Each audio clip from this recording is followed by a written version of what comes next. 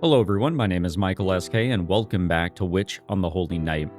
The last episode was pretty crazy, but also pretty tame. I thought things were going to spiral out of control, but instead we got introduced to what I believe is the enemy, or who I believe is the enemy of this story.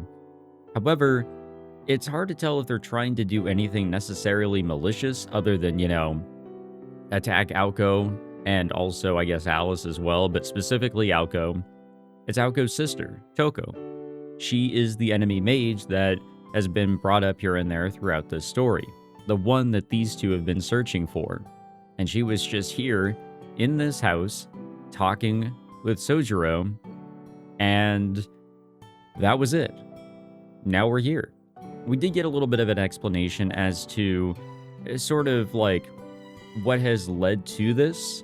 A little bit of Alco's family history, what kind of went down between the two sisters, why things are the way they are now, a little bit.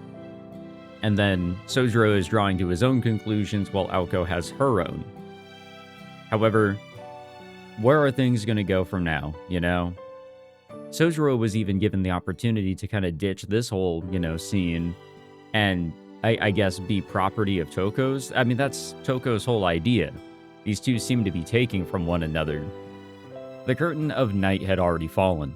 Not even an hour had passed since Touko left the estate, and Sojiro was feeling the distance between him and the girls. Alco and Alice felt much the same way about Touko Aozaki, who seemed more elusive than a phantom. とにかく姉貴が敵だってことは宗十郎にも分かったでしょ。ならつべこべ言わず君子危うきに近寄らずよ。まあ姉貴もあんたと会って私たちとは全くの無関係だって分かっただろうから、そっちには手を出してこないでしょうけど。Alco seemed absolutely certain in her assessment, as if to proclaim that Sojiro had dodged a bullet. Strangely, she was placing her trust in her enemy's sense of reason. そうかな。そうなのかな。そうだといいんだけどな。そうだから安心なさい。昔からいらないものには手を出さないんだから、あの人は。そっか。青崎がそこまで言うなら安心する。あ、いらないものって言えば、東子さんが青崎のティーカップをもらうって、セーブルのやつ。Oh, well, at least we remember that part. ちょっと待って。あんた、それを黙って見てたっていうの？そうだけど、やっぱりあれは奪っていったのか。Yes, that is exactly what that was, Sojiro. Sojiro nodded sagely while Alco fumed. She wondered where his serious manner and tone had gone. Sojiro's frustrating absent-mindedness had returned. しかもセーブルのカップって私の一番のお気に入り。Alco's fist trembled violently, but as much as she wanted to, she knew better than to plant it into Sojiro's carefree face. He's already been slapped by Alice. Not that he was even capable, but even if Sojiro did try to stop Touko, it would have gone tragically for him. Yeah, there really wasn't much he could have done. 仕方ないか。そういえばあの人、よく私の持ち物を奪っていったっけ。他人のものを欲しがる癖、まだ治ってないんだ。ん？子供の頃はみんなそうなんじゃないのか？ He wondered aloud curiously. そうかな。私のクレヨンとか人形とか取っても仕方ないと思うけど、どうせ粉々にしちゃうんだし。Sojiro felt his heart jump into his mouth. The ominous foreshadowing was not lost on him. それはどういう？だから、あの人って私の持ち物を横取りしてはぶっ壊すのが趣味なのよ。苦節14年、姉貴に目をつけられて無事だったものなんて一つもないもの。Listening to Alco, Sojiro recalled his conversation with Touko. He hoped that he was imagining it, but he vaguely recalled her declaring Sojiro Shizuki as someone's property. それはちょっと難儀だな。 And that's probably just how she sees things. I don't necessarily know about Alco's perspective, but anything that is like in their territory is therefore their property. So Touko sees Sojiro as Alco's property. Even so, he's just living here. Even so, he's just wearing this collar to make sure that, he's not doing anything he shouldn't be doing. He is therefore her property. Sojiro's face turned grim, not unlike a detective at the scene of a crime, a scene which left no traces of evidence or clues as to how the case could be solved. でしょ、ひどい姉貴なのよ、あの人って。 Unaware of Sojiro's turmoil, Aoko calmly sipped her tea. There's a lot of tea drinking here in this household, which is fine. I'm just like noticing that it's like very, very commonly going to be tea time here in these scenes. Sojiro watched as Aoko shrugged her shoulders before looking over to the drawing room clock. No matter how heavy the mood, time kept on ticking. 明日から大変になるね。 True that, homie, muttered the undeniable victim of today's injustices. Aoko looked ready to move on from the incident, adding, そうね。でも今はそんなことより今日の夕飯のが楽しみなんだ。 Alice seemed to second that opinion with her silence. Comfortable and relaxed, neither of them seemed to have any intention of leaving the sofa to prepare food. Tonight was supposed to be his night off from work, at least until midnight. But Sojiro knew that until the clock struck midnight, he would be serving on hand and foot the two ladies of the house. For one, it would take at least another hour to prepare something to eat, and there was no way the exhausted Aoko and Alice would stand for that. So the only other option in the end was to have something delivered. I'm still so surprised that, like... トウコさんについていけばよかったかもしれないな。 I'm still so surprised that stuff gets delivered up here, and I even brought that up back in Chapter 1. Sojiro opened his wallet as he second-guessed the situation. His eyes settled on the third and final 10,000 yen bill in his wallet. It stared back at him forlornly, reluctant to leave its home. With a heavy heart, he bid it farewell. That's what I did with my my final $20 bill that I had yesterday that I had to use with my final $10 bill for a haircut that I got yesterday. It sucks, you know? The money doesn't want to be left, but it also wants to be spent. And it just hurts me no matter what. But okay, the end of Chapter 9. If only I had just recorded like 5 more minutes in the last episode. But as I did bring up in the end of the last episode, I am still experimenting with this whole new audio setup. So just letting you guys know that, you know, still working out some kinks. I want to say I've got it, though. I'm still going to continue to experiment, but I think I sound okay. I'm pretty satisfied, at least. Anything in the archive here? We have something new here. Oh, that's right, the ploys. I'm going to read those. In case you guys didn't hear, the extra stuff here, I'm going to read on my own. I feel like it doesn't need to be included in the Let's Play. You know, if you want to read about ploys and all that, then pick up the game for yourself, I suppose. But that looks to be everything for Chapter 9. I guess it's time for Chapter 10. I want to say we're nearing the end of this title. Probably not like, you know, a few episodes away or anything like that. Definitely not.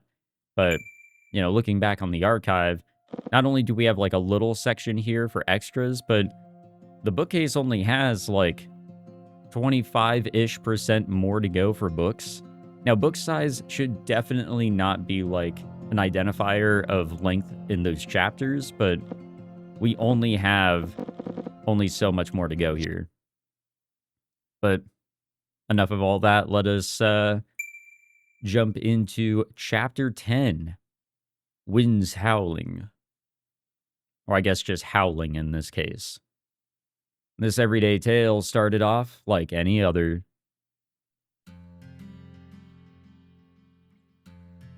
Doesn't matter like what part of the visual novel we're in, the vibes are always just so goddamn magical here. So nice.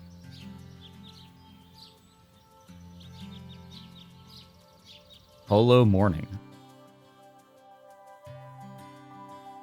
Hello, sunlight. The morning sun alerted Sojiro that a day of work lay ahead. Specifically, the gardens needed tending to, and an unkempt garden made for an unhappy Sojiro. Luckily, today was his day off from all of his part-time jobs. It was the perfect opportunity to get his hands dirty. Yeah, some work could be done here.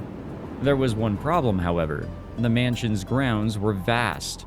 Not only had the courtyard been left to run wild, but the area around the front door had been neglected too. To tend to these problems thoroughly, he would have to work on them week in and week out. よし、まずは地ならしだな。 In an ideal world, his task would only take a day, but for its enormity, for the moment, Sojiro decided to set foot into the mansion's wilderness and evict the weeds. It's a start. Wasting none of the early light, he started tackling the ones around the mansion. By his estimation, he could clear the forecourt, courtyard, and backyard and then take a small rest. There's a bit of me that kind of misses doing yard work. My family, we just have yard workers, the real professionals with the real big equipment. どうしたの？彼。 They come and they just, man, they are quick and they are efficient. It makes me look like a piece of shit, but I don't know. I miss mowing the lawn. I miss doing like the small things here and there. It would have taken a whole lot longer and it probably would have looked a lot shittier, but there's something to doing yard work. And also, it's a way to move around. It's a way to, stay active. さあ、草摘みが趣味ってわけじゃなさそうだけど。 It could be a form of fun to the crazy people, and people like Sojiro probably, but it was just before noon in the sunroom. Alice had come down, book in hand, to find Aoko sitting down with a fashion magazine and elegantly sipping tea.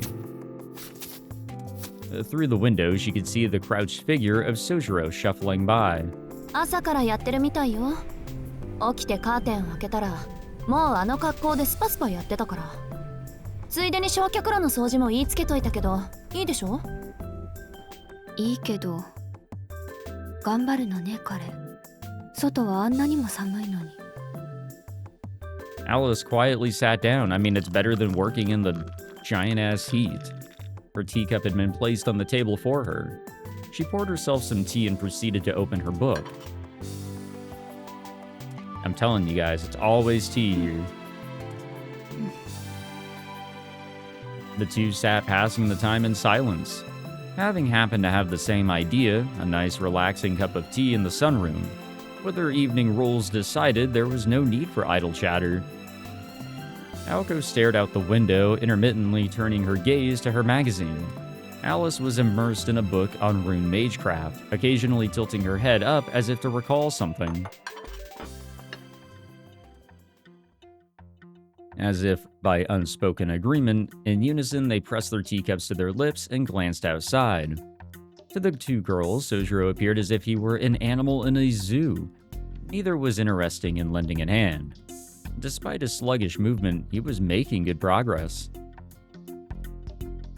As Aoko's attention turned back to the sunroom, her eyes met Alice's. Alice returned her gaze to her book, though moments later she raised her head again. She is so, I don't know, I like Alice the most. Her curiosity is just so great. God damn! Wow. This man can move.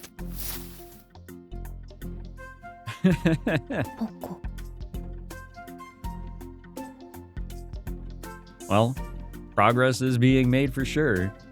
Clearing her throat, she attempted to focus on reading. It was no surprise that Alice admired Sojiro's diligence. Not even 30 minutes had passed before he had cleared the courtyard of its unsightly weeds.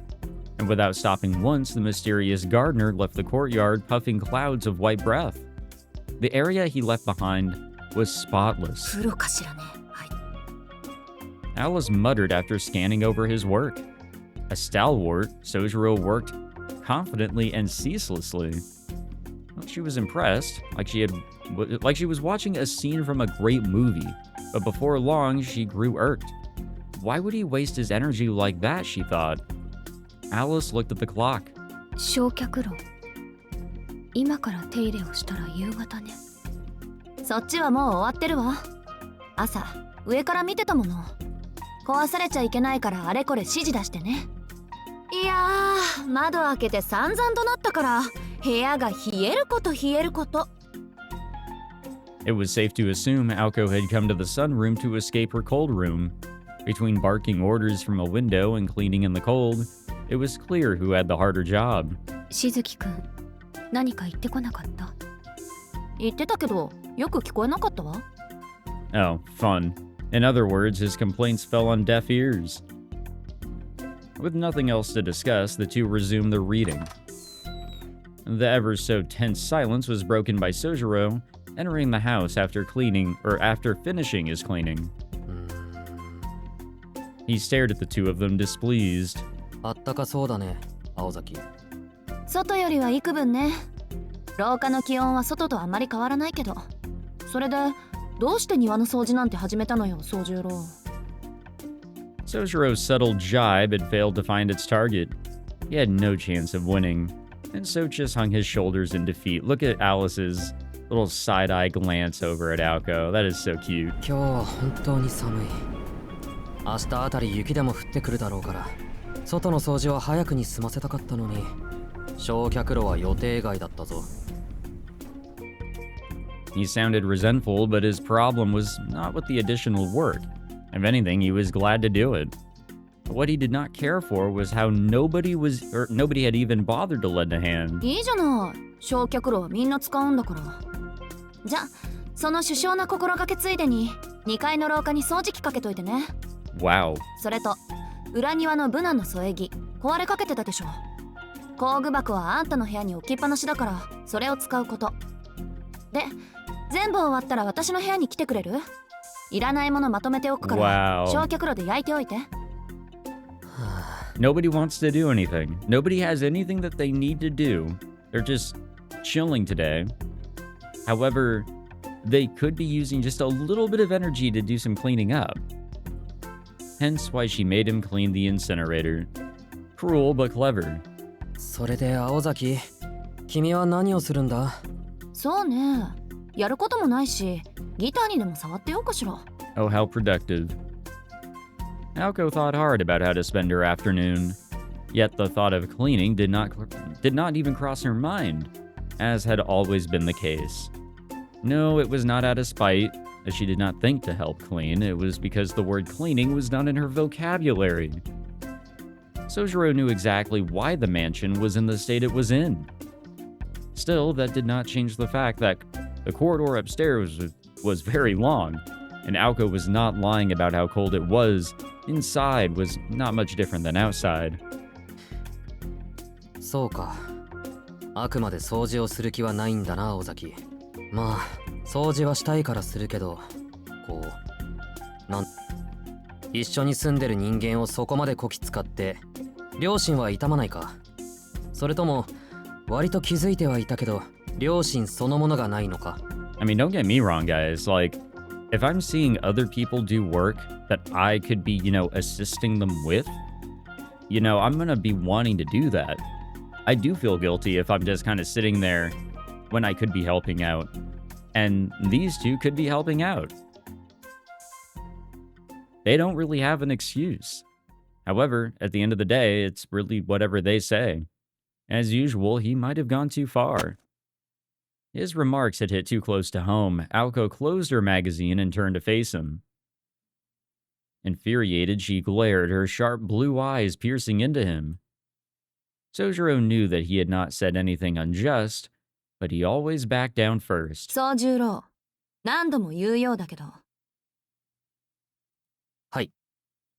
He replied automatically, straightening his back in response to Aoko's cold, calm tone. 勘違いはしないで。私たちはあんたを同居させてあげてるんじゃない。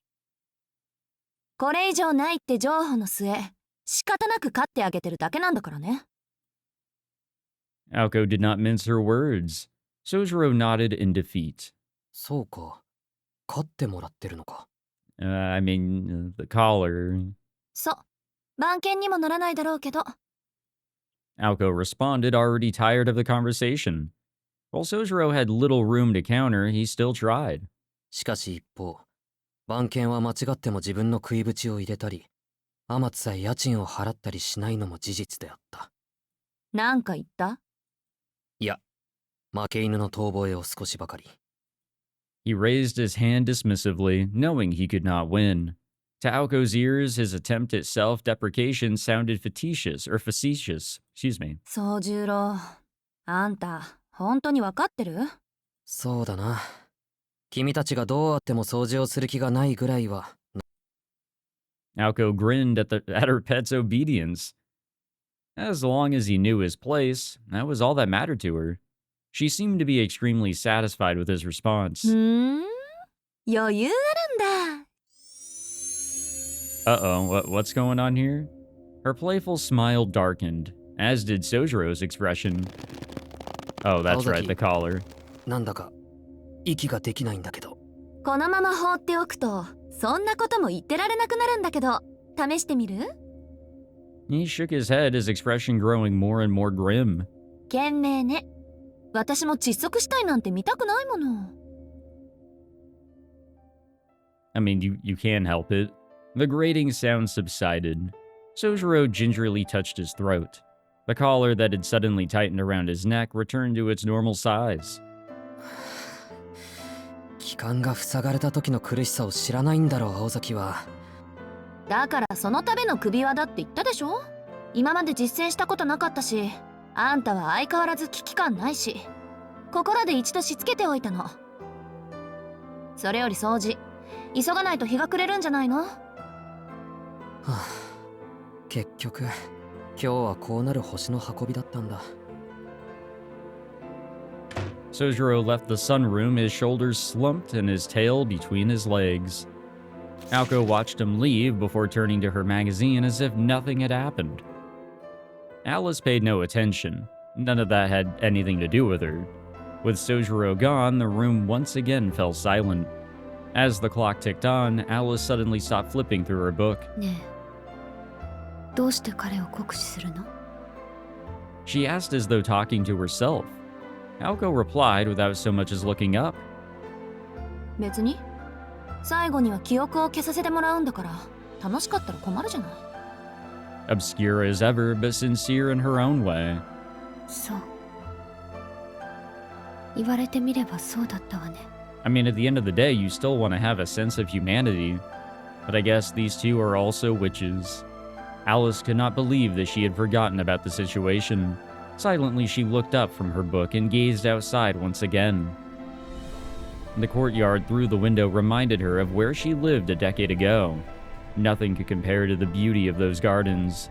But if that was the case, why did the scenery make her feel nostalgic? All Sojiro had done was take care of the gardens with the goodness of his own heart. In only half a day, he had achieved so much. Maybe there will be a little bit of appreciation shown here. It was Christmas Eve and snow had started to fall. Started stuttering over nothing there. Oh goddamn. Its timing was too good, as though it had waited for that day specifically. The cold, bustling main street seemed bright and vibrant under the layer of frosty white. Reindeer statues illuminated the surroundings. Children danced merrily to jingle bells. People walked along the brick road smiling broadly. See, whenever I started recording this playthrough back in, late November, early December, like, this episode would be perfect around Christmas time, or at least maybe even shortly after. But, definitely missed the mark a little bit. These festivities, however, had not reached the mansion on the hill. Silence enveloped the isolated building, and the shadow of the snow-covered woodland grew longer. Beckoning in the darkness, people returned to the warmth of their homes, knowing a bitter night lay ahead. What the hell's going on with the clock? Something had been amiss in the mansion all day. Perhaps it was the calm before the storm. 2 days had passed since Touko Aozaki had revealed herself. Alco and Alice spent more and more time locked in their rooms. Mealtimes had grown noticeably quieter. With their roles decided, they were too busy with their own jobs to worry about each other. On this day, the two had been relaxing in the drawing room since morning. The mood was calm. Well, mostly at least. Sojiro was fretting that tonight would be the same. 雪が明日ならよかったのに。He aimed his words towards the girls on the sofa, despite knowing that they would be ignored. Whether the snow fell today, tomorrow, or not at all, it did not affect them. The snow just meant a white Christmas. Aoko remained silent. She wasn't ignoring him per se, she just had other things on her mind. Sojiro knew this, but still cast a lonely glance around the sunroom. The courtyard he had cleaned only a few days ago was hidden by a layer of white. The falling snow could stop every so often, but then resume again as if teasing Sojiro. By the next morning, the courtyard would be a winter wonderland. Aoko and Alice sipped tea in an effort to fight the cold. In fact, that was all that they were doing, excuse me. そういえば、トウコさんの髪の色は青崎より濃かったね。あんな綺麗な赤毛は初めて見た。Why are we 短 bringing くしてる her の up? はもったいなかったな。Why are we doing that? I feel like we're playing with fire. Sojiro rambled on, not expecting a response. However, 短かったって姉貴の髪が？ Aoko's expression went from nonchalant to its usual sharpness. それどういうこと？短くしてるって髪の毛のことよね。ああ、アリスより短かったけど、それがどうしたんだ？別に、あの人前は私より長かったってだけ。そう、あの髪を切ったのね。Aoko spoke in a grave tone. Showing slight interest, Alice turned to Sojiro. 普通じゃないな。髪を切ったぐらいでどうしたんだ一体。まあその通りだけど。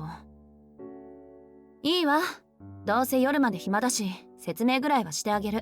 I'm surprised that there's actually something to explain here. あんたがそんなこと言わなければ未知数のままトウコと戦う羽目になっただろうし。 Aoko knowingly glanced at Alice, her expression suggesting that she was treating her. Yeah, that's the word I'm looking for, if I could read. She was also likely seeking approval. Alice remained stoic as ever, her expression showing neither approval nor disapproval. 簡単に言うと、魔術師にとっては髪の毛も武器ってことよ。昔から人間の髪や目は魔術の材料になりやすいの。女の場合はことさらにね。瞳の色は多いほどいいし、髪も長いほど質がいい。髪の毛は自身と同一視しやすいし、長い年月をかけて育てられる原始的で強力な原料と思ってくれていいわ。私が髪を伸ばしてるのはまあそういうこと。手入れが大変なんだけど、そこは女だから半分趣味みたいなもんよね。I guess you could say like the pros outweigh the cons. I used to have like longish hair. It was definitely like messy. However, it was kind of nice in a way, you know? It really sucked to sleep with, but being able to kind of tie it back a little bit, that was really cool. Sojiro glanced furtively at Alice, wondering if the same held true for her. Maybe Alice had cut it because it was a hassle to maintain. That sounded stupid, but then again, this was Alice. Sojiro nodded to himself. ん？じゃあ青崎としてはいいことじゃないか。トウコさんの髪短いんだから。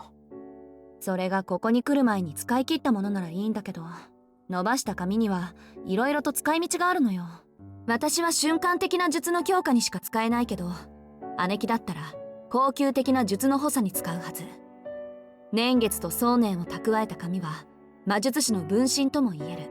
そういったものをね、死んじゃった犬だの猫だのを反言させるときに与えると、術者に服従する使い魔が出来上がるの。生前魔力のなかった使い魔。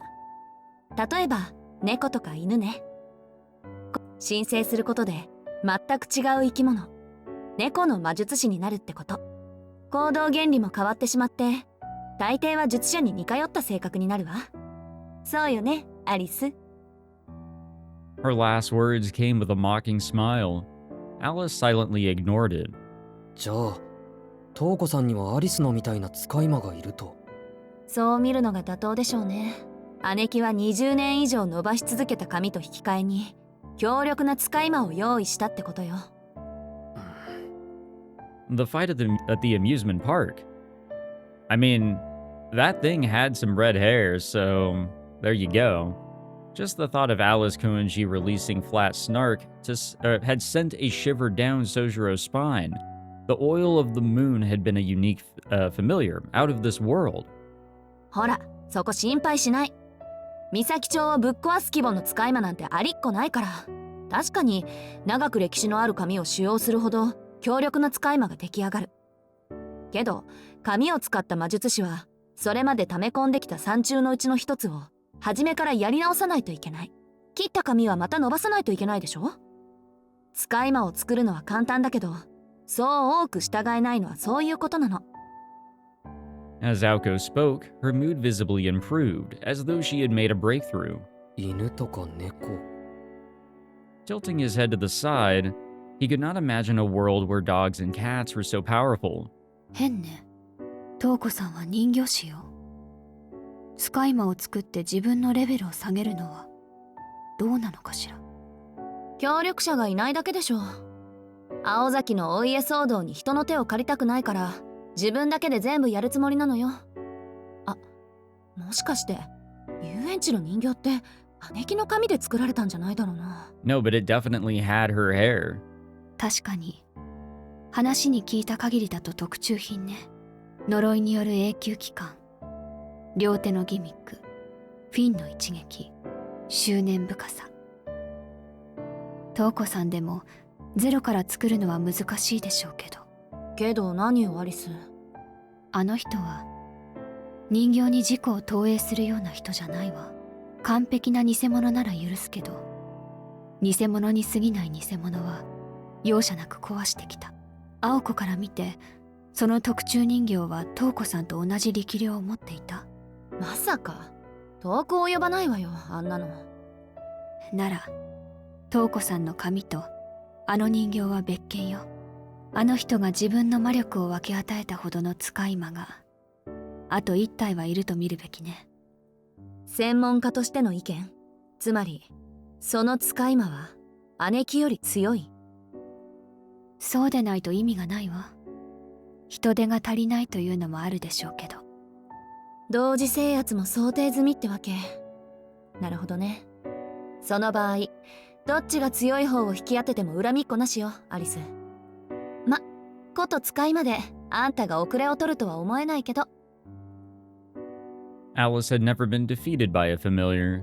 She sighed at Aoko's overconfidence. 青子、たとえ20年間の蓄えを付与したとしてもその器が小動物では限度があるわ。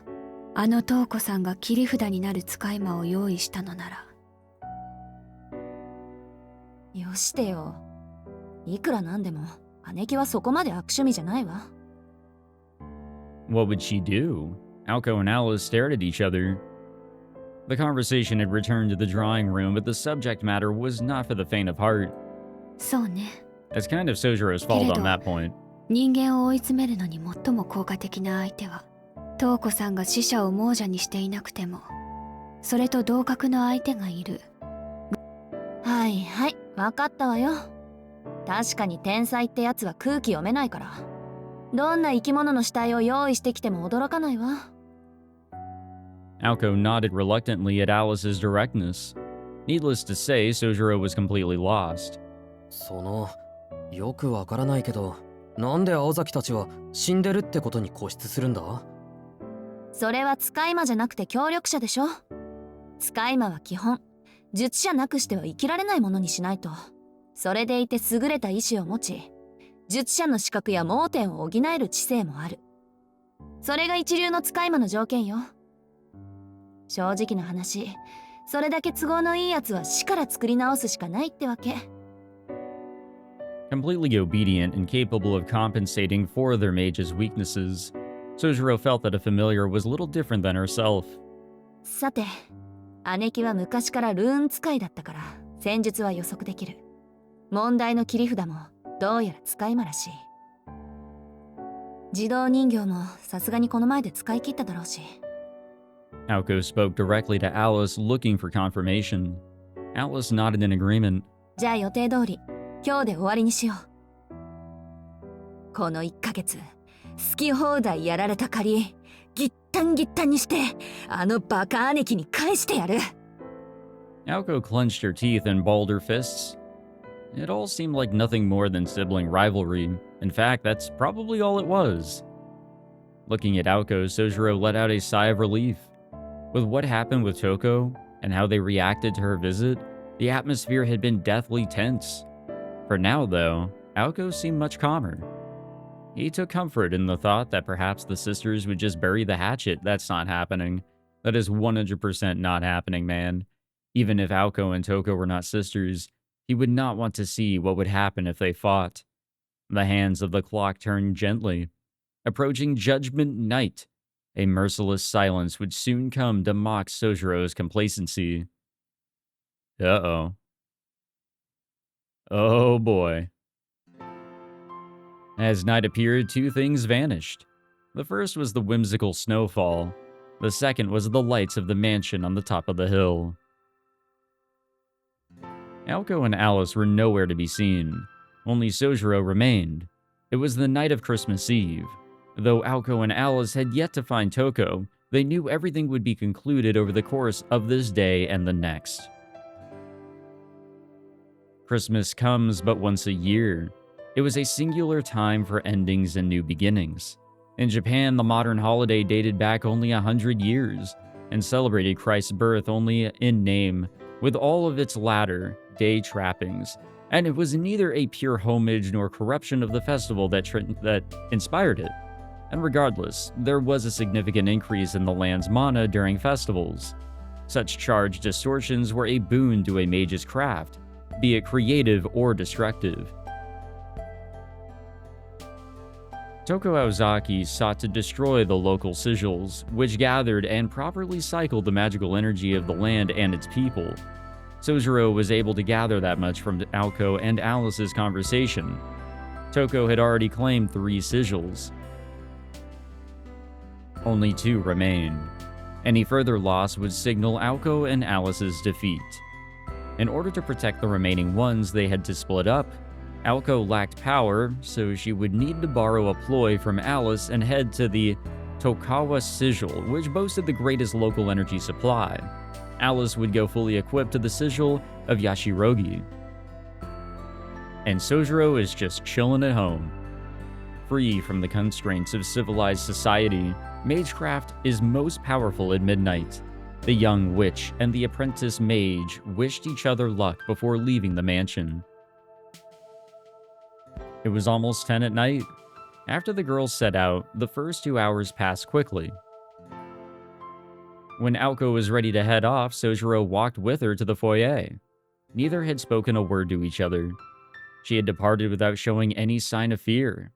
It was difficult to tell whether she did not want him to get involved or whether she did not see him a worthy ally in combat. The thought stuck with him. He let out a long sigh, not out of dejection or frustration. It was a mechanical, emotionless breath. He sat on the near-frozen floor, staring vacantly up at the skylight. Moonlight peeked through the clouds. He imagined the moonlight bouncing off the town's powdery blanket and illuminating the night. But he would not find himself downtown. Watching from the sidelines was his role to begin with. His roommates and he had lived worlds apart.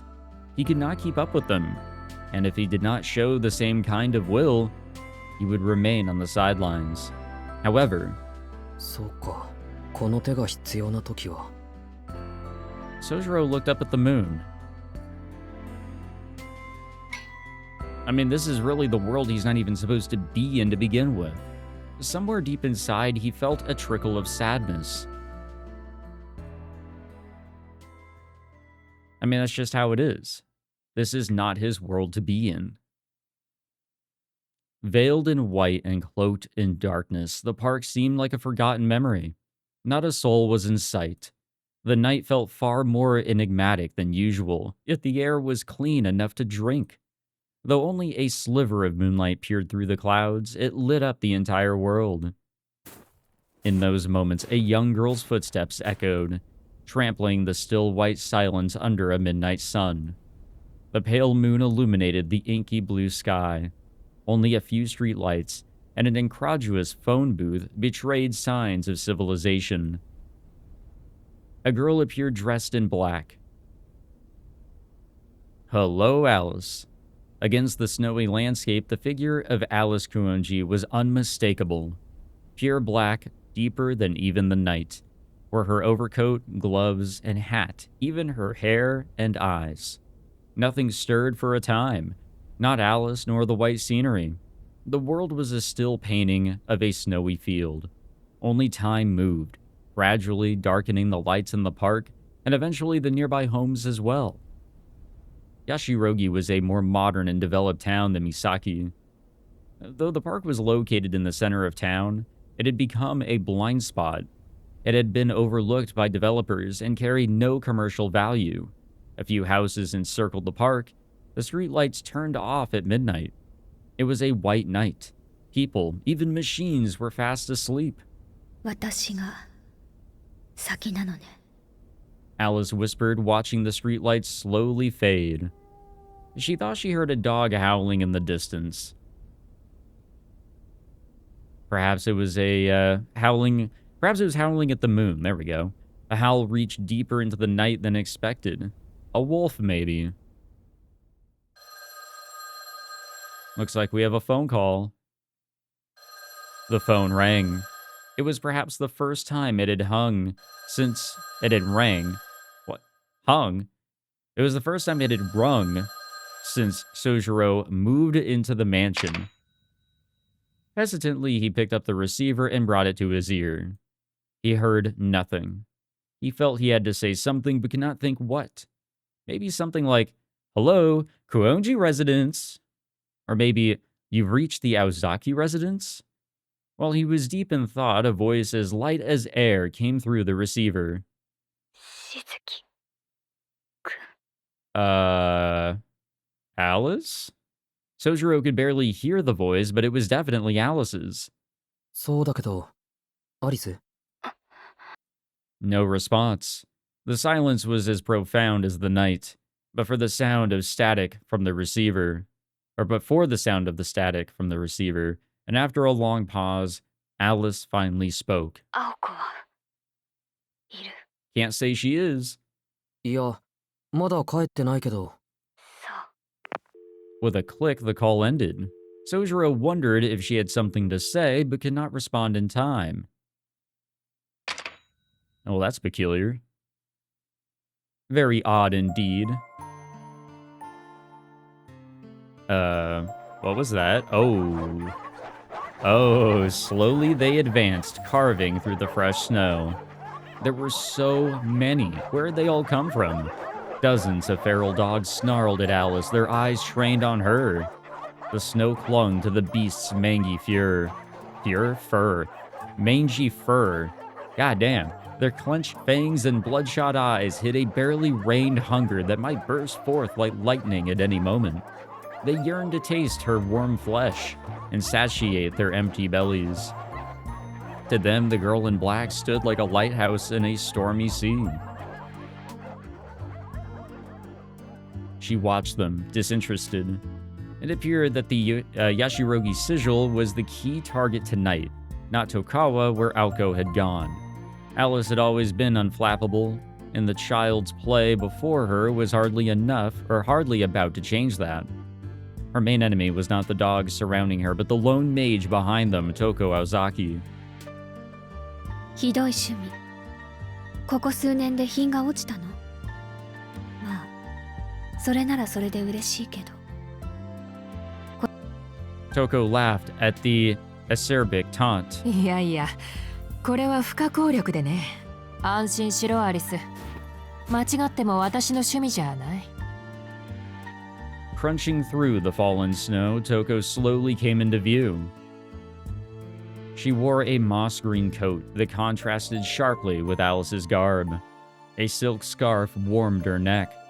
She stood tall, her hair short, striking a more valiant posture than any young man. After all, the two standing here needed to be less like the shining moon, and more like the darkness surrounding it. The barking abated. Like servants in a royal court, they averted their eyes from their ruler, lest their eyes and hearts be plucked out. 久しぶりだね、アリス。トウコさんもお元気そうで。and they stood about 12 feet apart. No love had been lost between them. Just two enemies, one who was about to be victorious and one who was about to fall. さて、どうしようかアリス。積もる話もある。君の近況にも興味がある。そもそも今回の件についていろいろと説明したくてたまらない。5分ほど時間を割いても構わないか？お断りよ。あなたと5分も話をしていたら、その隙に内臓まで売却されそう。The following events unfolded quickly. Boldly and without a second's thought, Alice pulled out a cat's bell from the seam of her mantle and dropped it.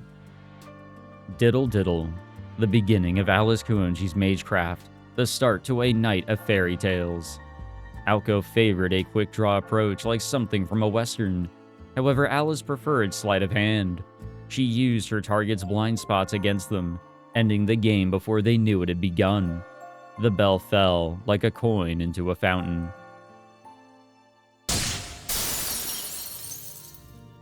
What the fuck just happened? Then, as it was about to strike the ground, it shattered, disappearing without a trace. ルーン、ああ、1日かけて公園中に刻ませてもらった。この公園の道はレンガだからね。手間こそかかったが簡単な仕事だった。周りの森まで見て、ざっと400平米のキャンバスだ。面白いだろ？今私たちは30万字以上のルーンの上にいる。What the hell?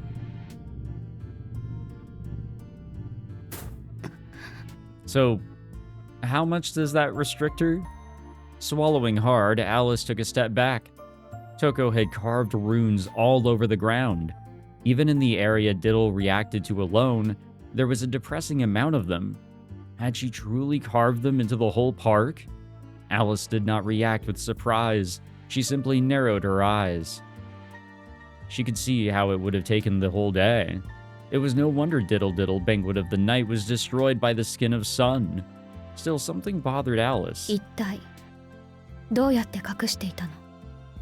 And there were just so many. What kind of magecraft could do that? ああ、ちょっと特別性。このルーンね、普段は確定していないんだ。こうしている今も変形している。パッと見はただの傷跡。そんなわけで、いかなる夜の深さをもってしても、この太陽は没しない。She spoke modestly, but Alice could not imagine the amount of persistence, technique, and skill it must have taken. And it only took a day. Even 10 mages would have trouble producing so many sophisticated runes in that time. Moreover, these runes were made using unknown techniques that the association had not approved. 負け惜しみだけど、私みたいな小娘一人に大人げないわね。バカを言うな。君を小娘だなんて一度も思ったことはないよ。Yeah, there's no fooling this woman. まあ、私好みの体だと眠めつけることはあったがね。Whoa. It happened in the blink of an eye. Alice cut off Touko's snide remark with a deadly stare. The left eye of the darkly clad girl changed in color to an ominous ruby. The speed of the incantation was phenomenal. Alice's mystic eyes of enthralling snared Touko, so Alice also has mystic eyes. God damn. Everybody's got some form of like crazy bullshit in their body somewhere. If not mystic eyes, it's gotta be something, right? She had been the one to quite literally be taken captive by the girl's stare. Touko tried to raise her arm but could not even move a finger. Alice's mystic eyes commanded absolute control with no room for resistance. Only a person's internal organs were allowed the freedom to move. Since their organs still functioned, it was more precise to say that her eyes forbid the target from acting. Alice had played her hand with exquisite timing. It wasn't the speed of her eyes that had given her an edge. The deftness with which she wove her spells to exploit the briefest vulnerability is what made Alice a different caliber to other mages like Aoko. This witch, who lived hidden in the modern era, was more seasoned in magical battles than Touko Aosaki.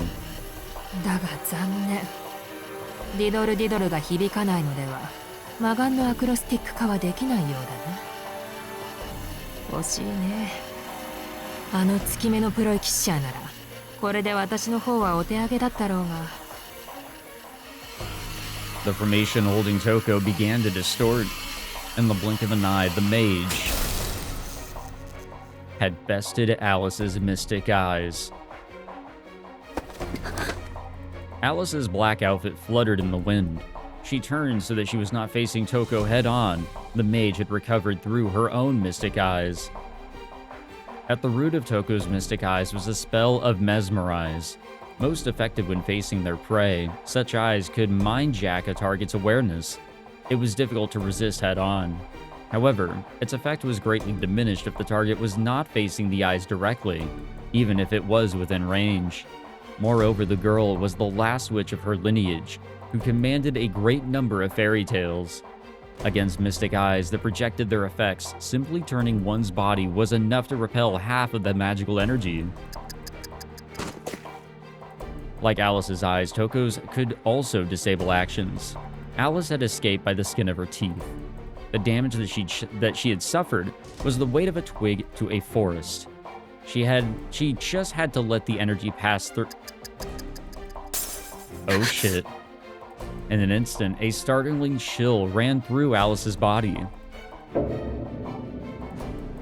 This was a problem. The touch of death ran up her spine. She glared at the mage before her as blue rubber balls flowed about from beneath her overcoat. The stare-off grew more intense. Alice glared harder, resisting Touko's mystic eyes with her own. Losing was not an option. In terms of raw magical energy, Alice Kuronji's mystic eyes were more powerful and advanced than Touko's.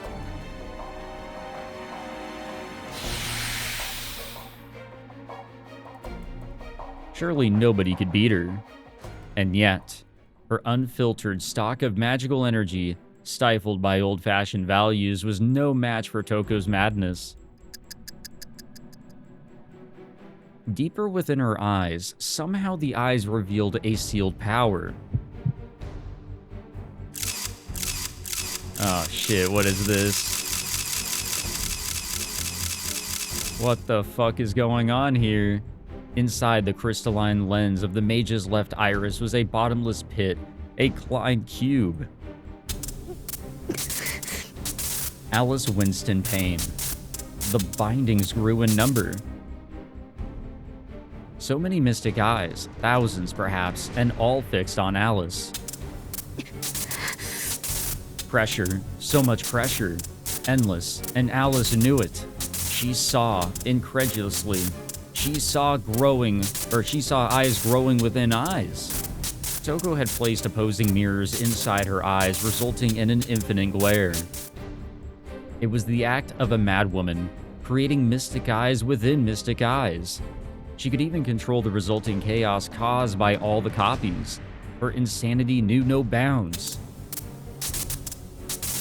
No mage in their right mind would mass-produce so many mystics, the last escape of humankind, so indiscriminately.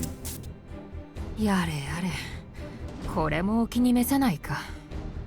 私なりにマインスターの真似事をしてみたつもりなんだが、うまくできているだろう。君のアクロのように希少な神秘で現実をねじ曲げるのではなく、量産した神秘で現実をねじ伏せる。もの自体はただの魔眼。だがその段数には果てがない。相手がどれほどの魔力抵抗を持っていようと、それ以上の魔力で拘束するだけのものだ。She wielded power without limit to disable an opponent. Yeah, I would argue that's cheating a little bit. Once one was caught in them, one was chained to the concept of infinity. Projection-type eyes had a fatal flaw. Their firepower and formulae were insignificant compared to the great artillery of incanted spells. But Touko had torn down that conventional wisdom with brute strength. If the gun was a pea shooter, she simply needed to bring more guns. A 9mm bullet could never destroy a fortress unless one threw a fortress's mass of bullets at it. The principle was brutishly simple. But in the world of magecraft where concepts decided supremacy, Touko's iterative mystic eyes were the perfect weapon. The target would be bound until she closed her eyes. In theory, at least, the effects were infinite. No amount of magical energy could ever overcome it, so it was utterly futile to resist using magical energy. Yeah, of course, one way to counter it would be to stay out of Touko's line of sight to begin with. The standard tactic against Mystic Eyes was to defeat the user before they were aware of you. There was, however, another way. It was simpler than one might think. ともあれ、これで罪だ。Alice could no longer see her enemy. Touko's infinite eyes had bound her. All she could make out was a sliver of moonlight and a blue streak tracing its way towards her. 結構悔いのない人生で羨ましい。She drew a rune in the air, unleashing a shockwave to tear flesh asunder. The gusts became blades of air that shredded Alice's overcoat and minced.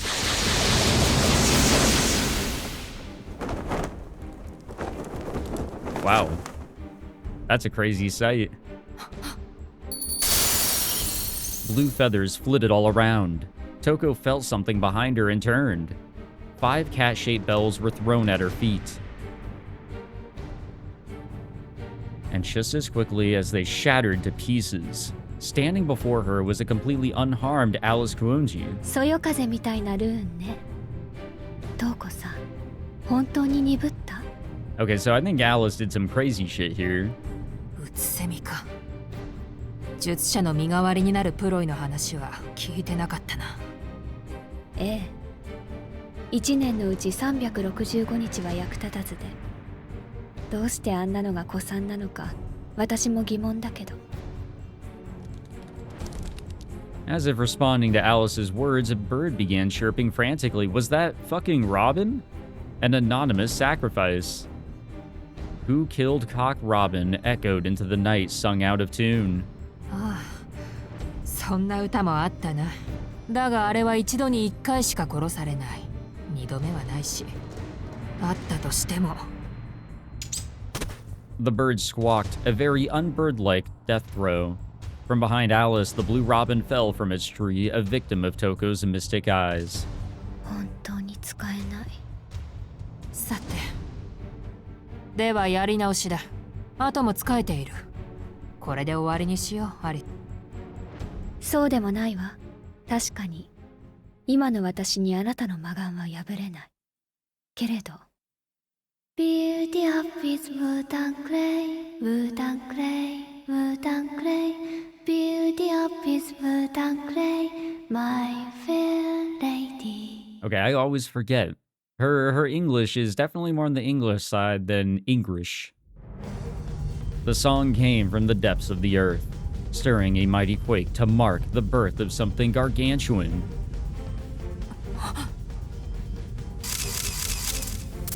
Touko needed to throw Alice into an infinite hell before whatever that was could be completed, but she was far too late. Wood and clay will wash away, falling down, falling down. Beauty up is big sun. What the fuck is this shit? It's gonna be big, that's for sure. The ground burst to life. A finger, and then another, and another, all rising up like towers. Earth, snow, and brick knitted together, manifesting a giant stone golem. そんなバカな話があるか。なぜこいつが出てきやがる。Touko was so angry and confused that she could barely gather her thoughts. The bridge giant. The monster from the Meister's fairy tales rose from the ground, ruining Touko's plan. The giant was extremely powerful, but could only be summoned under one condition. It must be in proximity to a natural river. That was the monster's one and only condition. But this park was nowhere near one. And on top of that, it was rising up directly between Aoko and Alice mid-battle. あら、あるでしょう。川と呼ぶには小さな、すぐに消えてしまうものだけど。Touko lowered her gaze. She was standing in a puddle of water. The scarred red mage was dumbfounded. That was why Alice had used Diddle Diddle before. While the bells could be replenished, they were valuable to Alice, and she had spent 5 throwing them in an intentional line for the sun runes to destroy. From there... Actually, wait, what did that say? From their what?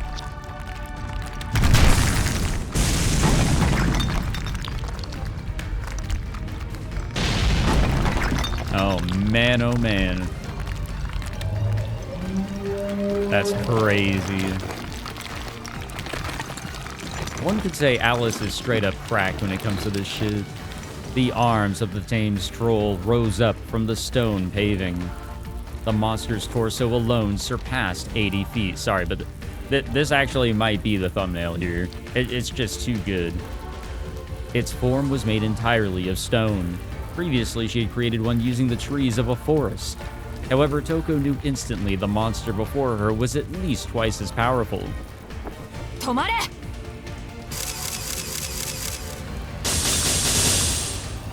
She unleashed her stacked mystic eyes. They were meaningless at this stage. They had no effect on the giant. As said, mystic eyes can be countered in 2 ways. The first is to hide oneself from view of the mage. That was the standard response. The other way, however, was devilishly simple, yet 100% effective. In fact, it's less of a way and more of a fact. Mystic eyes curse a target by focusing on them. However, what if the target was too large to focus on entirely? And I guess that's what we have going on here. The answer was, one could barely stop a single arm. The giant, unfazed, raised its right arm and swung it down onto the ground, destroying thousands of runes.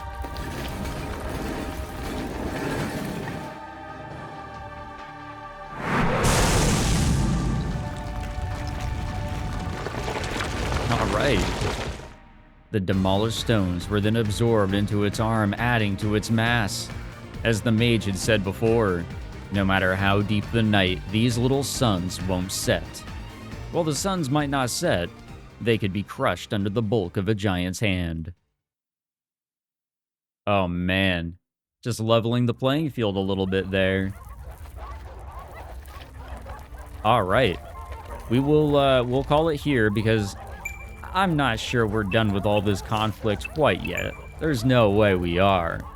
So we'll see what the next episode has in store for this battle here, and whatever Aoko might have to deal with as well.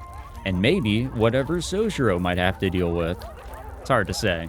But thank you all for tuning in. Hope you guys enjoyed this one. If you did, be sure to leave a like, subscribe, all that fancy jazz. Hopefully I sound okay, because like I said, I want to say that I figured things out with the whole mic setup. Still the same old mic, just a different setup. Hopefully I sound okay. And I'll see you guys in the next one. Take it easy, guys.